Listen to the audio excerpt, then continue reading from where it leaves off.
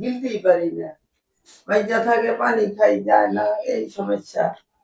আবার মাঝে খাইলে পারতেন সবাই পরে, আবার মাঝে এটি মানে আত্মা উদারাইতে পারি না, বেতা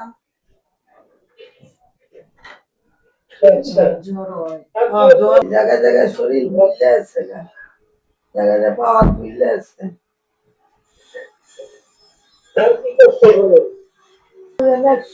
এই গরমের ভিত্তির সমস্যা। আবার ঢাকা মেডিকেলে মাঝে মধ্যে গোটার মতো বাইশো উঠে কিরকম যায়। দেখা যাচ্ছে স্যার?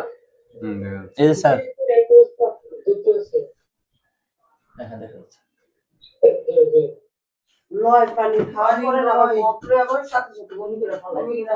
স্যার পানি খেলে বমি করে ফেলে, সাথে সাথে ফেলাই দিতে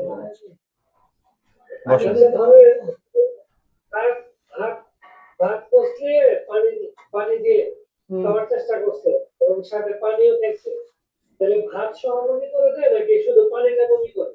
দুটোই, পানিও পরে ভাতও পরে।